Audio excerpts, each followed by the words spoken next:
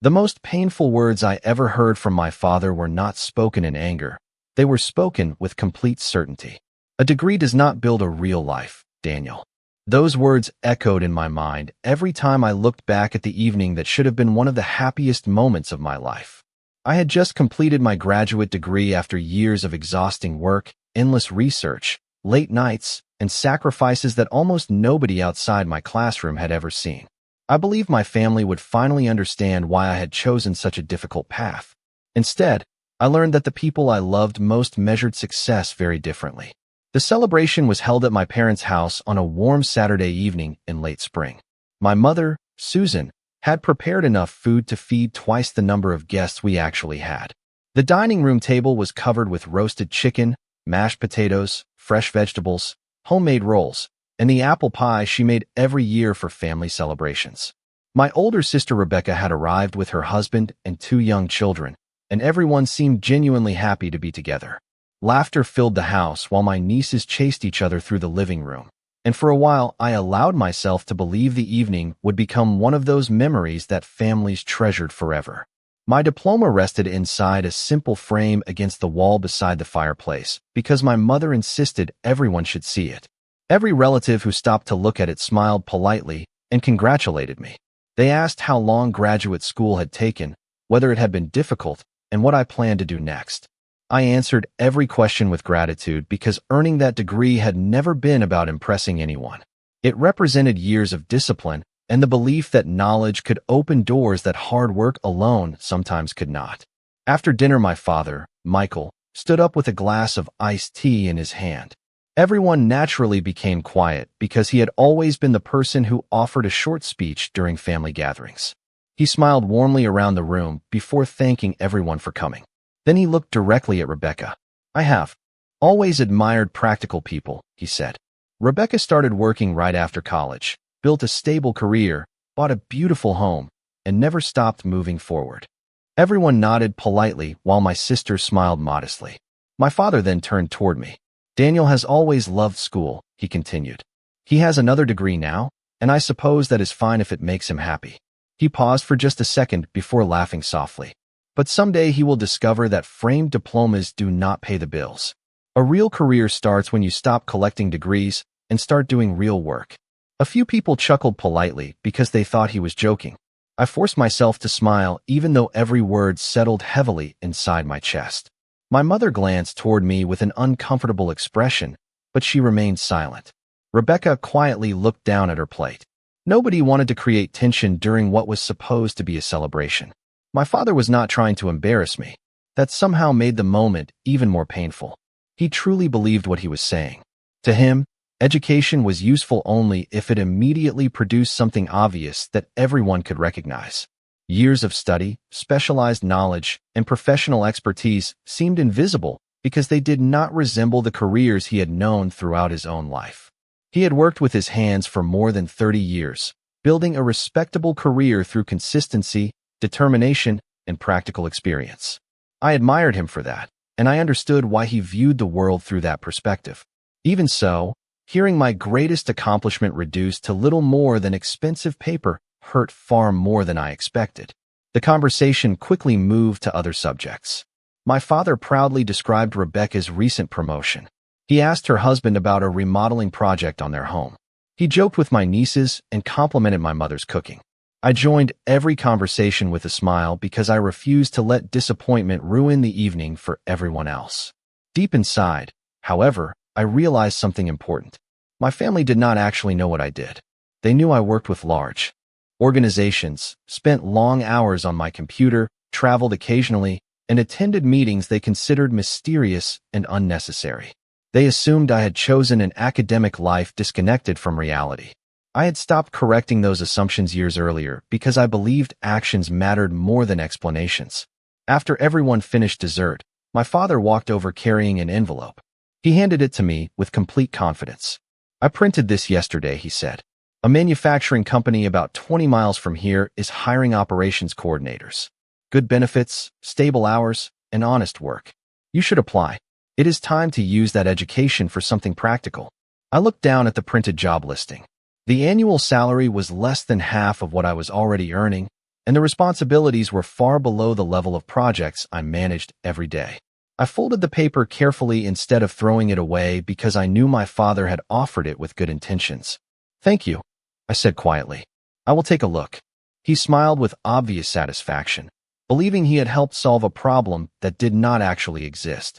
Later that evening, I loaded the framed diploma into my car, hugged my mother goodbye, shook my father's hand, and drove back to my apartment beneath a sky filled with fading sunlight.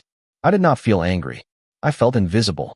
The years I had invested in becoming an expert in my field seemed to disappear the moment I stepped into my parents' home. Before going to bed, I placed my phone on the nightstand and tried not to think about the conversation. At exactly 6:15 the next morning, my phone rang. The caller identification displayed the name of one of the largest corporate clients in the country. I answered immediately, and within seconds I realized the project they were about to offer would become the most important opportunity of my entire career. The voice on the other end of the phone introduced herself as Lisa Morgan, the Chief Executive Officer of Morgan Strategic Consulting, one of our firm's largest corporate clients. I immediately sat upright, knowing she would never personally call unless something significant had happened. "Good morning, Daniel," she said. "I apologize for contacting you so early, but we have a situation that cannot wait until Monday. One of our national partners is preparing for a complete operational transformation, and after reviewing every senior consultant available, your name was recommended by every executive who has worked with you." For a brief moment, I remained completely silent, allowing her words to settle in. She continued before I could respond. "This project will involve multiple facilities across several states, hundreds of employees, and executive leadership from both organizations. We need someone who understands complex systems, but also knows how to earn the trust of people on every level. We believe you are the right person." I thanked her for the confidence she had placed in me and assured her that I would give everything I had to make the project successful. By the time our conversation ended nearly 30 minutes later, my calendar for the next several months had changed completely. Instead of supporting another consultant, I would become the lead strategic advisor responsible for coordinating one of the largest organizational transitions our company had handled in years. I arrived at our headquarters before 7 o'clock that morning. The building was still quiet, with only a handful of employees already at their desks preparing for the week ahead. My office overlooked the downtown skyline, but I barely noticed the view as I reviewed the project documents that had already begun arriving in my inbox.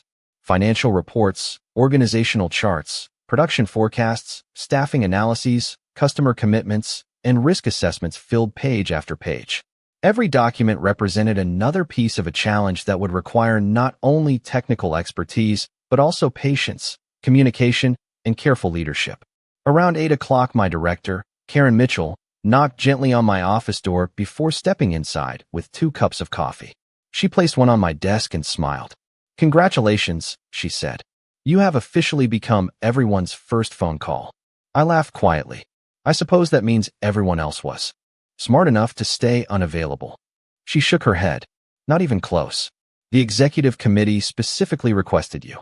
They trust your judgment because you solve problems without creating unnecessary attention around yourself. That is much harder to find than people realize." Her words reminded me of the conversation I had shared with my father less than 24 hours earlier. At home, I had been encouraged to find a stable entry-level position. At work, I had just been entrusted with responsibilities that would influence decisions involving millions of dollars and thousands of working hours. The contrast no longer frustrated me as much as it fascinated me. It was possible for 2 different worlds to look at the exact same person and see completely different realities. The following days quickly settled into a demanding rhythm. Every morning began with conference calls involving regional executives, operations managers, financial analysts, and project coordinators spread across the country. Every afternoon was filled with planning sessions, site evaluations, and discussions about implementation schedules. Every evening ended with several more hours reviewing reports before preparing for the following day. I genuinely enjoyed every part of the work because each challenge required learning something new while helping other people move toward the same goal. Late Wednesday afternoon, my personal phone vibrated while I was reviewing production forecasts with 3 department leaders. During a short break, I glanced at the screen and saw a message from my father. "Found another good opportunity for you. It read, "Excellent company. Better long-term security. I will send the link." A few seconds later, another notification appeared containing a job advertisement for an administrative assistant position with a regional distributor located about 15 miles from my apartment. I stared at the message for a moment before quietly smiling to myself. The annual salary listed in the advertisement was lower than the bonus attached to the project I had just accepted. Still, I knew my father was trying to help in the only way he understood.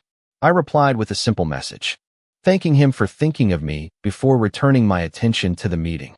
By Friday, our leadership team gathered inside the executive conference room to finalize the first phase of the engagement. Maps, charts, and presentation screens covered nearly every wall as department heads discussed logistics and timelines. Near the end of the meeting, Karen stood and addressed the room. "There is one more decision we need to confirm," she said. "The client has requested a single point of leadership throughout the entire transformation.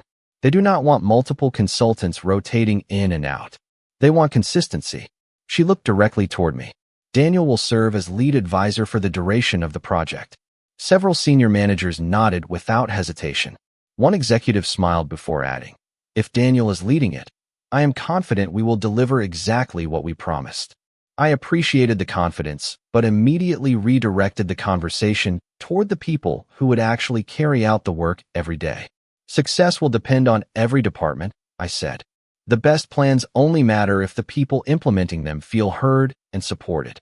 Karen smiled because she had heard me repeat that philosophy many times before.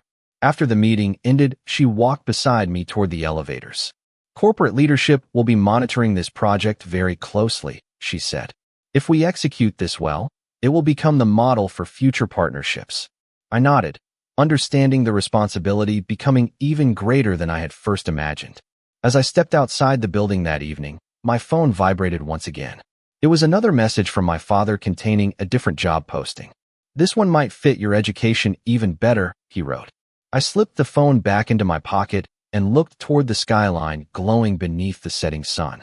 My family still believed I was searching for a future that I had quietly begun building years ago, while inside conference rooms across the country that future had already begun shaping opportunities far larger than any of us could yet imagine.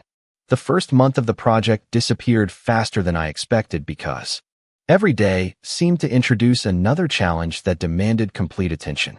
Long before sunrise, I was already reviewing reports, and by the time I returned home each evening, my notebook contained pages of observations, questions, and ideas gathered from conversations with managers, engineers, supervisors, and frontline employees across multiple facilities. The more time I spent inside the organization, the more convinced I became that successful transformations were never created by impressive presentations alone. They were built one honest conversation at a time. My role extended far beyond analyzing numbers or creating strategic plans. Every recommendation affected real people with families, careers, and responsibilities. If I expected employees to trust the direction we were taking, they first needed to believe that someone had taken the time to understand the reality of their daily work. That belief shaped every decision I made. Instead of beginning each visit inside executive conference rooms, I started most mornings walking through production areas, distribution centers, and shipping departments. I introduced myself to employees who had no reason to recognize my name. I asked what slowed them down, what frustrated them most, and what they believed leadership often overlooked. At first, many people answered cautiously because consultants were usually associated with reports, cost reductions, and temporary visits. After several days, they realized I carried a notebook more often than I carried opinions. Their confidence gradually grew, and so did the quality of the conversations. One warehouse supervisor named Brian spent nearly an hour explaining how a simple scheduling conflict forced employees to waste valuable time every afternoon moving inventory unnecessarily. Another employee suggested a small change in communication between departments that eventually reduced repeated work across 2 facilities. None of those improvements appeared in the original project proposal, yet they became some of the most valuable solutions we implemented. Every successful organization already contained extraordinary ideas. Someone simply needed to listen carefully enough to discover them. One Thursday afternoon, Karen Mitchell joined me during a site visit and quietly observed while I spoke with employees from several departments. As we walked back toward the administrative offices, she smiled. "You spend more time asking questions than giving instructions," she observed. I laughed softly. "People already know where the problems are. My responsibility is helping everyone solve them together." She nodded thoughtfully. "That is exactly why the client keeps requesting you instead of another consultant." Those words stayed with me because they reminded me that expertise alone had never been the reason clients trusted me. Knowledge opened the first door. Humility kept it open. Meanwhile, life outside the project continued following its familiar pattern. Every few days, my father would send another message containing a different job advertisement. Sometimes it was a manufacturing company searching for a production coordinator. Other times it was a government office hiring analysts or administrative specialists. Every message carried the same good intention. "This looks more stable. Excellent long-term opportunity. Better benefits." I never argued with him. I simply thanked him for thinking about me and returned my attention to the work waiting on my desk. Deep down, I understood that he still imagined I was searching for the career I had actually been living for years. A few weeks later, my parents invited everyone over for another Sunday dinner. The atmosphere felt relaxed as usual. My mother proudly served homemade pot roast with roasted vegetables, while my nieces excitedly talked about school. During dinner, my father looked toward me and asked, "How is work?" Before I could answer, he smiled and added, "Have you looked at those job listings I sent?" Rebecca quietly looked at me, already knowing where the conversation was headed. I smiled politely. "I appreciate you sending them, Dad. I have been very busy with a large project." He nodded. "That is good, but remember not to become too comfortable. Sometimes people stay in the wrong place because they are afraid to move forward." I simply answered, "I will keep that in mind." The conversation quickly shifted to another topic, and once again I chose peace over proving a point. Driving home later that evening, I realized I no longer felt disappointed by those conversations. My father could not value work he had never truly seen. Expecting him to understand without any experience would have been unfair. Back at the office, the project entered its most demanding phase. Implementation schedules accelerated, executive meetings became more frequent, and every recommendation required careful coordination between multiple departments. During one particularly intense week, an unexpected software integration problem threatened to delay the entire timeline. Several teams became understandably concerned because customers had already committed to important deadlines. Instead of assigning blame, we gathered representatives from every affected department into one conference room and spent nearly 12 hours mapping every process from beginning to end.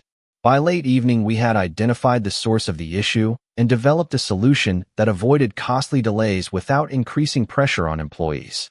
The following morning, Karen stopped by my office carrying another cup of coffee. "Corporate leadership received an update last night," she said. "They were impressed by how your team handled the situation." I smiled. "Everyone contributed." She laughed. "You always say that." "Because it is always true." She placed a folder on my desk before continuing. "There is something else you should know. The client's board of directors has been asking detailed questions about you personally." I looked up with genuine surprise. "About me?" She nodded. "Not because anything is wrong. They want to understand who has been leading this transformation. Apparently, your name keeps appearing during executive briefings, employee interviews, and customer feedback sessions." Before I could respond, she added one final sentence that immediately captured my full attention. "The board has decided they want to visit the project in person, and they specifically requested that you lead the presentation when they arrive next month." The announcement about the board of directors visiting our project changed the atmosphere across every department almost overnight. Managers who had been focused entirely on operational details suddenly began reviewing presentations, refining reports, and double-checking every milestone that had been completed during the previous several months. I understood why everyone felt additional pressure, but I also believed something important. The board was not coming to admire polished slides. They were coming to determine whether the transformation they had invested in was creating measurable results for real people. If we lost sight of that purpose, no presentation would save us. During the following weeks, I worked closely with every department to ensure our progress accurately reflected the work employees had accomplished together. Instead of rewriting history to make ourselves appear perfect, we documented the challenges we had encountered, the lessons we had learned, and the improvements that had produced meaningful results. Customer response times had improved, unnecessary operational delays had been reduced, communication between departments had become more consistent, and employee satisfaction surveys reflected a noticeable increase in confidence toward leadership. Every statistic represented hundreds of conversations, thoughtful decisions, and countless hours of cooperation. I wanted the board to understand that none of those achievements belonged to one individual. They belonged to an entire organization willing to grow together. One Monday morning, Karen Mitchell entered my office carrying a thick binder filled with updated reports. She placed it on my desk before sitting across from me. "The executive committee reviewed your presentation outline," she said with a smile. There were almost no revisions. I looked up with surprise. "Almost," she laughed softly. "Their only suggestion was that you spend more time talking about your own role." I smiled and gently shook my head. That would not tell the real story. Karen leaned back in her chair. "Daniel, I have known consultants who could describe every accomplishment they ever made in extraordinary detail. You are the only one I have met who actively removes your own name from every success." I answered honestly. "Because the project succeeds only if people trust each other after we leave. If they believe one consultant solved everything alone, then we have failed to build something that lasts." She looked at me for several seconds before quietly saying, "That attitude is exactly why you are standing where you are today." The final week before the visit brought an unexpected complication. During one of our comprehensive system reviews, a senior analyst discovered inconsistent reporting between two regional facilities. At first, the numbers appeared small enough to overlook, but after examining the data more carefully, we realized the discrepancy affected multiple forecasting models that executives would review during the upcoming presentation. No one had acted irresponsibly. The problem resulted from two departments using different reporting standards that had gradually drifted apart over several years. Correcting the issue would require dozens of employees to work together under an extremely tight deadline. Instead of allowing frustration to spread, I gathered representatives from finance, operations, technology, and logistics into one conference room. I wrote one sentence across the whiteboard before anyone spoke. "We solve problems together, or we create new ones separately." The room became noticeably calmer. Rather than asking who had caused the issue, we focused entirely on how to correct it. Teams volunteered to review historical reports. Analysts verified every calculation. Technology specialists synchronized the reporting systems, and department managers coordinated the communication necessary to prevent future inconsistencies. For 3 days, the office remained busy from early morning until well after sunset. Yet nobody complained because everyone understood the importance of getting the work right instead of simply getting it finished. By Thursday evening, the corrected reports had been completed and independently verified. The revised forecasts proved even stronger than our original projections because the improved reporting process increased long-term accuracy across the entire organization. Karen stopped by my office after most employees had already gone home. She placed 2 cups of coffee on the table and smiled with visible relief. "You just prevented a very uncomfortable board meeting," she said. I looked around the nearly empty office before answering. "Everyone prevented it." She laughed. "You are remarkably consistent." I smiled. "That usually means people know what to expect." She became more serious. "The board chairman called this afternoon. He reviewed the updated reports personally. He specifically asked who identified the reporting issue before the visit." I already knew where the conversation was heading, but I answered truthfully. "The analyst deserves the credit." She noticed something the rest of us missed. Karen nodded. "That is exactly what I told him." Then he asked another question. I raised an eyebrow. "What was that?" She smiled. "He wanted to know who created the environment where someone felt comfortable speaking up instead of remaining silent." I did not immediately answer because I had never considered leadership from that perspective. A successful organization was not measured only by the absence of mistakes. It was measured by whether people trusted each other enough to acknowledge mistakes before they became larger problems. The following morning, an official schedule for the board visit arrived in my inbox. The agenda included facility tours, executive discussions, employee meetings, and a closing presentation attended by senior leadership from both organizations. My name appeared beside the final session as the primary presenter. As I finished reviewing the schedule, my personal phone vibrated once again. It was another message from my father. I heard the county office is hiring management trainees. Excellent retirement benefits. I really think you should apply. I looked at the message for a moment before quietly placing my phone back on my desk. Less than 1 hour later, I walked into the executive conference room, where the leadership team stood waiting for me to begin rehearsing the presentation that would determine the future of one of the largest projects our company had ever entrusted to a single advisor. The morning of the board visit arrived with the kind of calm that only existed after months of careful preparation. I reached the office before sunrise, carrying a leather portfolio that contained the same presentation I had reviewed dozens of times during the previous week. The city was still waking up as I walked through the nearly empty lobby, greeted the security team by name, and rode the elevator to the executive floor. I poured myself a cup of coffee before opening my laptop one final time. Surprisingly, I did not feel nervous. I felt grateful. Every chart, every recommendation, and every result inside that presentation represented the dedication of hundreds of people who had trusted one another enough to improve something important. My responsibility was simply to tell their story honestly. By 8 o'clock, the building had transformed into a carefully coordinated operation. Administrative staff welcomed visitors, conference rooms filled with executives from multiple states, and department leaders made final adjustments before the first scheduled meetings began. Karen Mitchell stepped into my office wearing a confident smile. "Good morning, Daniel," she said. The board chairman arrived 15 minutes early. That usually means he intends to ask more questions than anyone expects. I smiled. That is perfectly fine.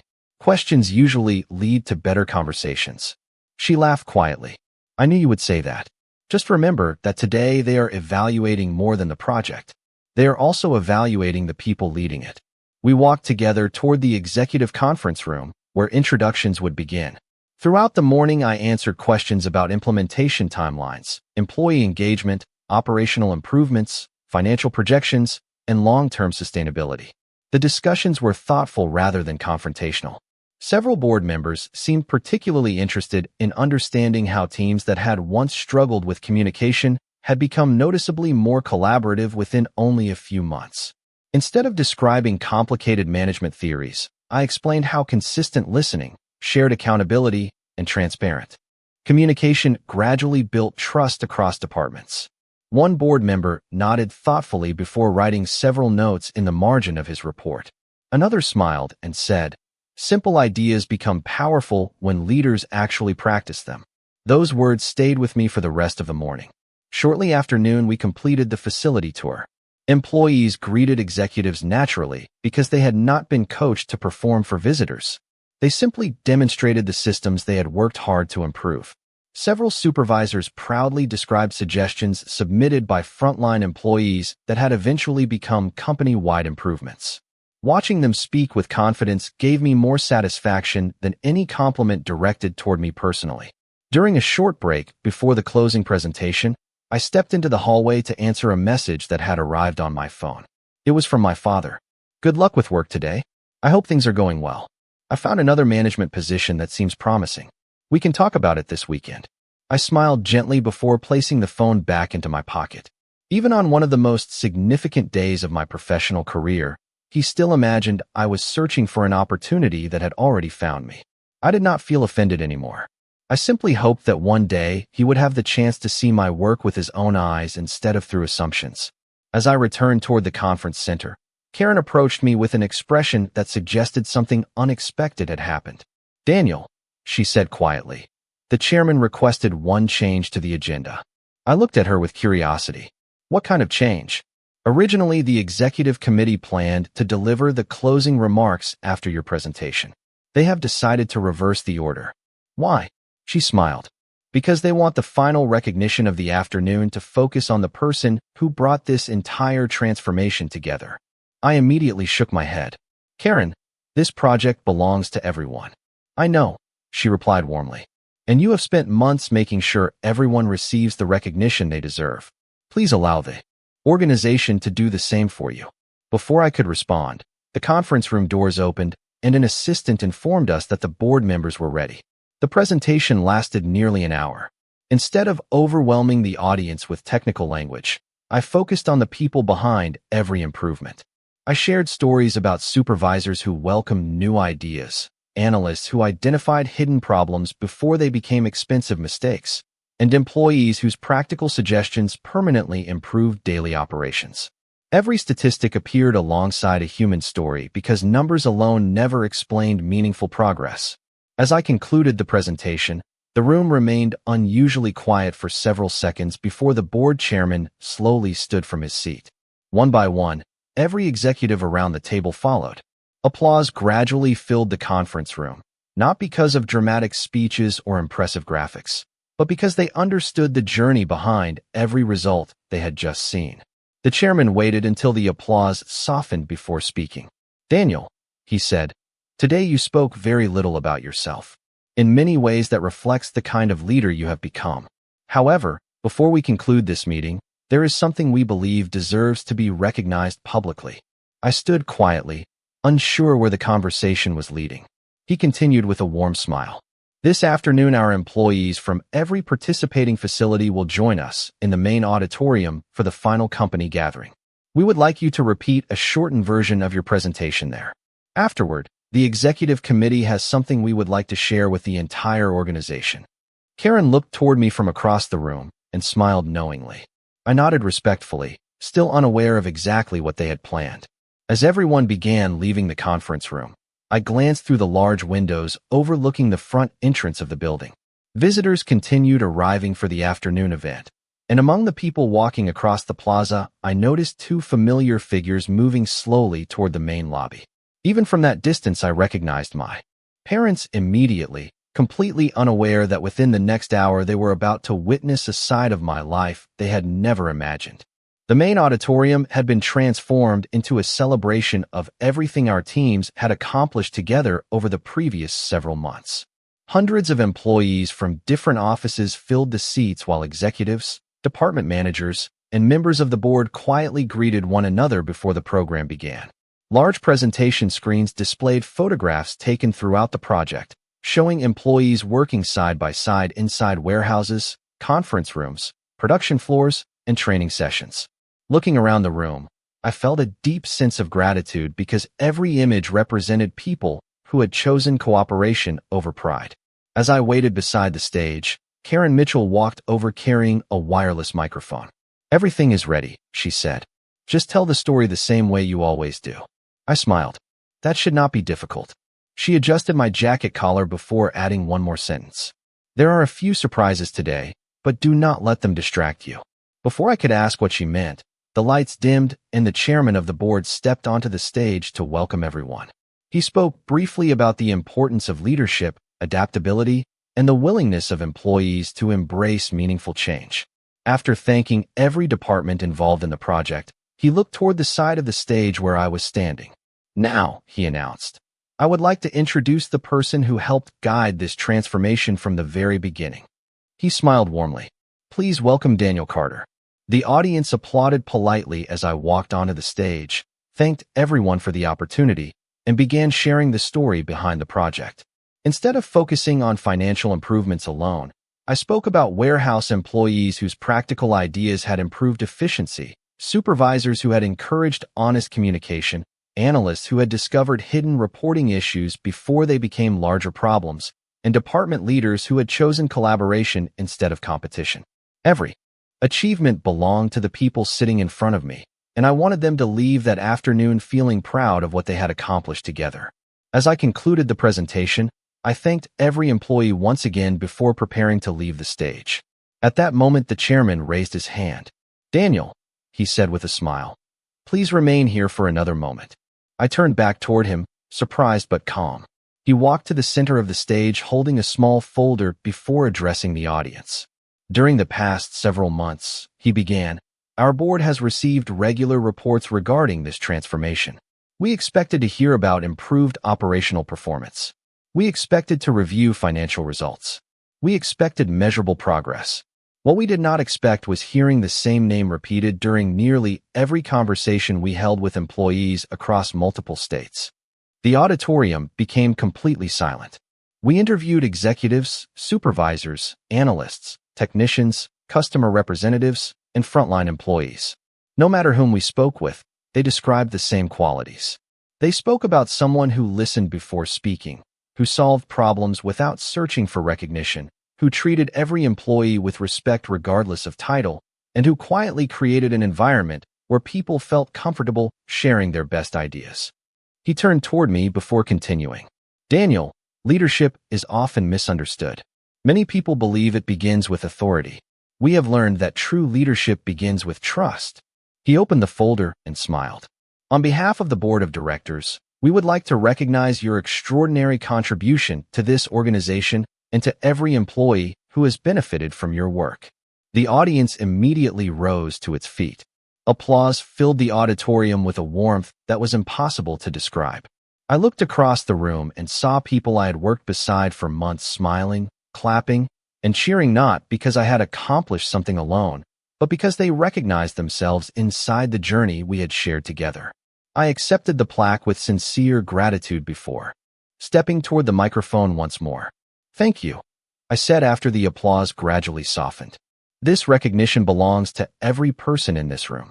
Every improvement we achieved happened because people chose to trust one another, to share ideas openly, and to place the success of the organization above individual recognition. I have simply been fortunate enough to work beside remarkable people. As I finished speaking, another wave of applause echoed throughout the auditorium. While looking across the audience, my eyes drifted toward the back of the room near the entrance. Standing quietly beside one of the ushers were my parents. My mother held both hands together near her chest, her eyes glistening with emotion. My father stood perfectly still, his expression frozen somewhere between disbelief and quiet reflection. Neither of them had expected to witness what was unfolding before them. They had apparently arrived hoping only to surprise me after work, because my mother later told me they had been shopping nearby and decided to stop by the office after my father insisted it might be nice to see where I spent so much of my time. Instead, they had walked into an auditorium filled with hundreds of employees standing to honor the son they believed was still searching for the right career. I watched my father glance around the room as if trying to understand whether he had somehow misunderstood what he was seeing. Executives were shaking my hand. Board members were waiting to congratulate me personally. Employees from every department smiled as I stepped down from the stage. Nothing about the moment resembled the picture he had carried in his mind for years. For the first time in my life, he was not hearing me explain my work. He was witnessing its value through the eyes of everyone else. As I greeted colleagues gathering near the front of the auditorium, I noticed my parents quietly waiting near the exit instead of approaching immediately. My father looked down at the floor for several seconds before lifting his eyes toward me again. And in that brief, silent moment, I realized something important had already begun to change long before either of us spoke a single word.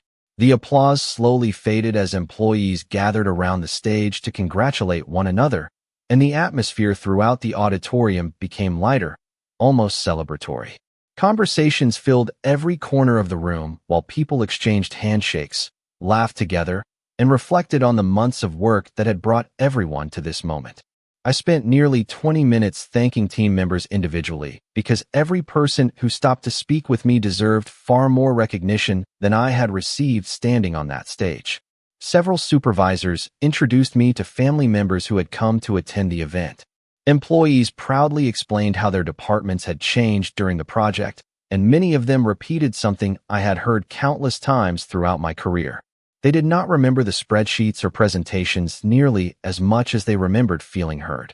Eventually, the crowd began thinning, and I looked toward the back of the auditorium where I had last seen my parents. They were still standing quietly near the exit, speaking very little while watching everyone continue to approach me. My mother smiled gently as our eyes met, but my father remained unusually quiet. The confidence that normally shaped every conversation we shared had been replaced by thoughtful silence. I excused myself from another group of colleagues and walked across the room toward them. Before I reached them, Karen intercepted me with a warm smile. "Your parents?" she asked softly. I nodded. They decided to stop by unexpectedly. Karen smiled even more warmly. "I am glad they did." Without waiting for a response, she walked directly toward them and extended her hand. "Mr. and Mrs. Carter, I am Karen Mitchell. I have had the privilege of working with your son for several years." My father shook her hand politely. "It is nice to meet you." Karen looked directly at him before continuing. I hope you know how proud you should be. Daniel has changed the way people across this company think about leadership. We have promoted talented consultants before, but very few earn the level of trust he has built. My father looked surprised. Really? Karen smiled. Absolutely. We often joke that if Daniel walks into a room where people disagree, everyone leaves believing they solved the problem together. My mother laughed softly while my father simply listened. A moment later, the chairman of the board approached us, carrying the recognition plaque that had briefly been taken for photographs. Karen introduced my parents, and the chairman immediately shook my father's hand. You raised an exceptional son, he said sincerely. His technical knowledge is impressive, but what truly separates him is his character. Skills can be taught. Integrity cannot. My father thanked him quietly, but I could see he was struggling to find words. Throughout my childhood, I had always looked to him as the person who seemed to have answers for everything. Watching him stand silently while complete strangers described my work with admiration felt almost unreal. After several more conversations, the executives gradually departed for their afternoon meetings. Employees returned to their offices, and the auditorium slowly emptied until only a handful of people remained. My mother looked at me with a gentle smile. Would you have time for coffee? She asked. Before I answered, my father spoke for the first time in several minutes. If you are not too busy. I glanced at my watch before smiling. I can make time. We walked together to the small cafe located on the first floor of the building. It overlooked a quiet courtyard where employees often gathered during lunch breaks. We found a table near the windows, ordered coffee, and sat together in comfortable silence for a few moments. Finally, my father looked around the cafe before speaking. Is everyone here really working on that project with you? I nodded. Many of them are. He slowly shook his head. I had no idea. There was no defensiveness in his voice anymore. Only genuine curiosity. He looked at me again. When that man introduced you, when everyone stood up, I honestly thought there had been some misunderstanding. I smiled gently. There was no misunderstanding. He lowered his eyes toward his coffee cup. Apparently, the misunderstanding was mine. Neither of us spoke for several seconds. Then he took a slow breath. Daniel, I owe you an apology. I immediately started to respond, but he gently raised one hand. Please let me finish. His voice remained calm, but every word carried unusual honesty. For years, I believed I understood what success looked like because I spent my entire life working one way. I respected practical work because it gave our family stability, and I assumed every worthwhile career had to resemble the one I knew. Every time I sent you another job advertisement, I truly believed I was helping you. He looked directly into my eyes. I never stopped to ask whether you had already built the life you wanted. My mother quietly reached across the table and rested her hand on his arm.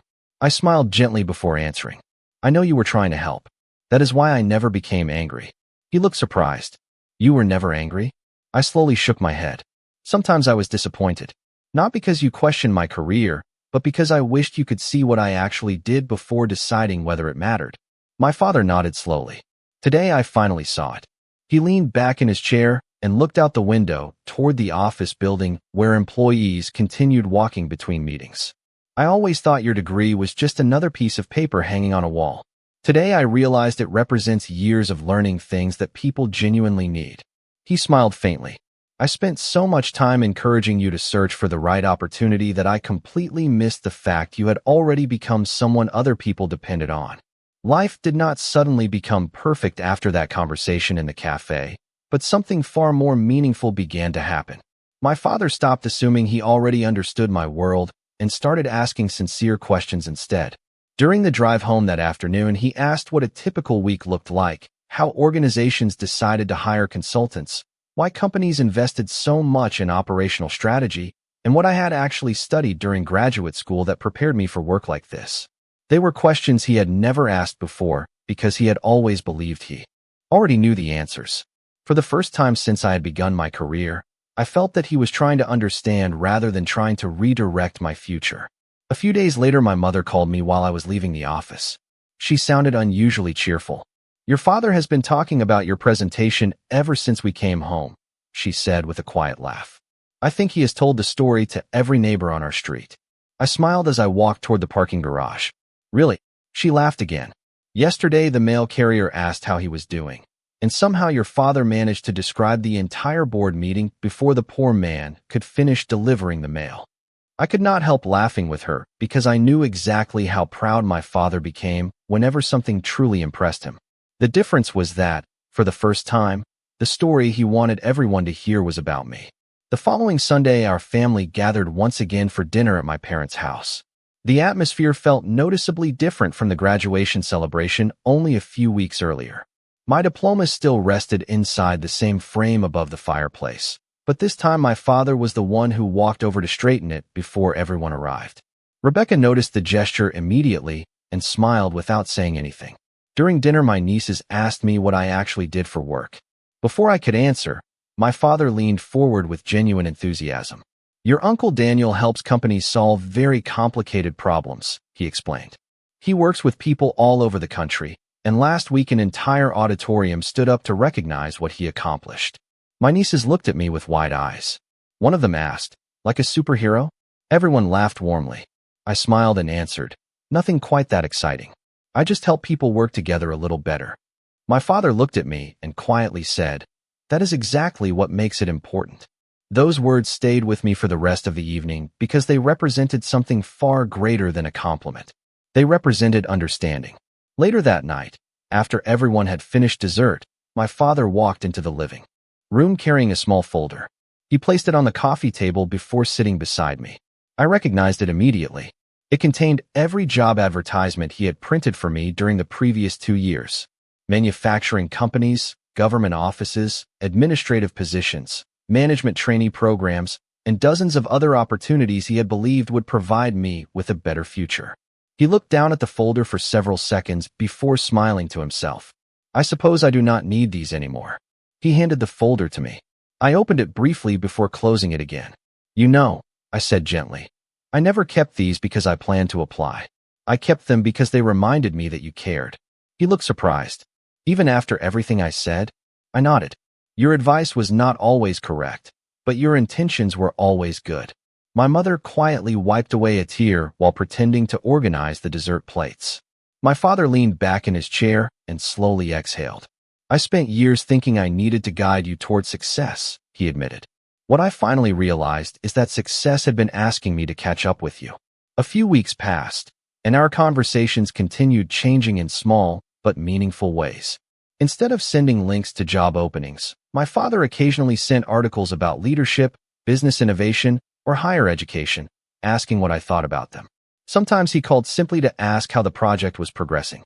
Other times he wanted to understand a concept he had heard mentioned on the news. He no longer treated my education as something separate from real life. He finally saw it as the foundation that allowed me to contribute in ways he had never imagined. One Saturday afternoon, Rebecca invited the entire family to her house for a neighborhood barbecue. Friends, neighbors, and several relatives gathered in the backyard while children played games across the lawn. At one point, one of my father's longtime friends asked what I had been doing lately. Months earlier, my father probably would have answered by saying I was still figuring things out or searching for the right opportunity. Instead, he smiled proudly before saying, "My son advises large organizations across the country. He helps companies solve problems that most people never even notice." I used to think all those years in school were unnecessary. Turns out I was the one who still had something to learn. Everyone laughed kindly, including my father himself. There was no embarrassment in his voice, only humility. I realized then that the greatest change had not happened inside a boardroom or during a standing ovation. It had happened inside the heart of a man who loved his son enough to admit he had been wrong and wise enough to grow because of it. As I looked around the backyard filled with family, conversation, and quiet laughter, I understood that recognition from executives and applause from hundreds of employees had been meaningful, but earning genuine understanding from the people who mattered most would always remain the achievement I treasured above every professional success. Nearly 6 months passed before I fully understood how deeply my father's perspective had changed. By then, the transformation project had officially concluded, and the client announced that every major objective had been achieved ahead of schedule. Employee engagement had reached its highest level in years, operational efficiency had improved beyond the original projections, and the board approved expanding many of the same leadership practices to additional divisions across the organization. Our consulting team celebrated together with a simple lunch rather than an elaborate event because everyone understood that lasting success rarely arrived through dramatic moments. It grew quietly through thousands of thoughtful decisions made every day. Life settled into a comfortable rhythm again. My schedule became more balanced. I spent more weekends with my family, and conversations with my parents no longer revolved around whether I should change careers. Instead, my father often asked what interesting challenge I had solved that week or what I had learned from the people I worked with. Then one autumn afternoon, my mother called while I was leaving a meeting. Her voice sounded calm, but slightly uncertain. "Your father could use your advice," she said. "Nothing is wrong, but he is trying to help the community center where he volunteers. They are planning a major renovation, and the committee cannot seem to agree on how to organize the project. They keep going in circles." I smiled because the situation sounded remarkably familiar. "Tell him I will come by this evening." When I arrived at the community center, several volunteers sat around folding tables covered with sketches, budgets, calendars, and handwritten notes. My father greeted me warmly before introducing everyone.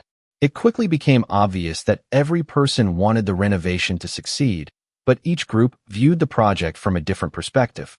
Some focused on finances, others cared most about scheduling, while several volunteers worried about how construction might interrupt programs for local families. Nobody was wrong. They simply lacked a shared process for making decisions together. Instead of immediately offering solutions, I spent the first hour asking questions. I listened carefully while every volunteer described their concerns, wrote their priorities on a whiteboard, and encouraged them to explain not only what they wanted but also why it mattered. Gradually, the room became quieter as people realized many of their goals actually supported one another instead of competing. Once everyone felt heard, I helped them organize the discussion into clear phases, establish realistic timelines, assign responsibilities according to individual strengths, and create a communication plan that everyone agreed to follow.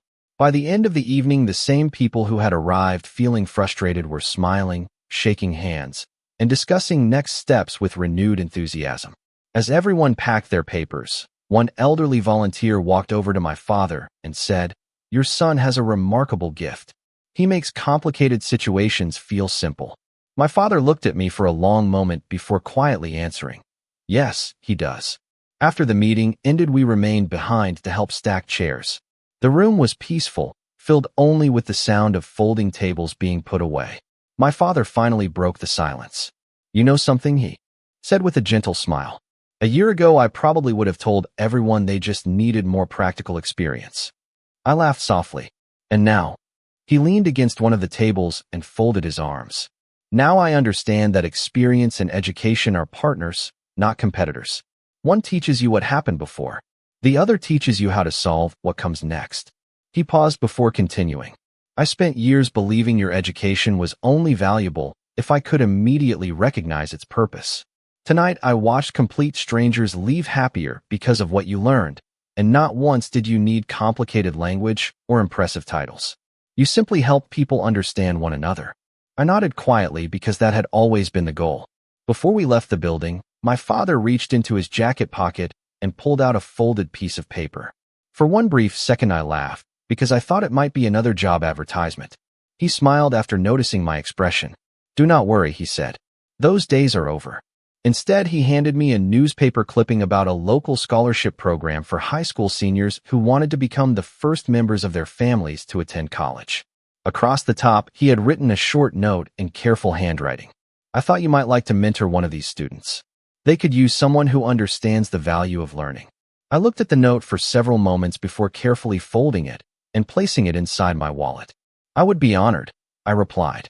As we walked toward the parking lot beneath the cool evening sky, I realized that my father had finally stopped seeing education as something that separated people from ordinary life. He now saw it as a way to serve others with greater wisdom, patience, and compassion. Looking back, I never needed my family to admire my degree or celebrate every professional achievement. What I truly wanted was for them to understand the person I had become because of the journey that degree represented. Recognition from executives eventually fades, awards gather dust on shelves, and successful projects become memories replaced by new challenges. But the Moments someone you love chooses to replace assumptions with understanding can change an entire family for generations. If my story proves anything, it is that the greatest measure of education is not the diploma hanging on a wall or the title printed on a business card. Its true value appears when knowledge is used with humility to lift other people, strengthen relationships, and leave every place just a little better than it was before.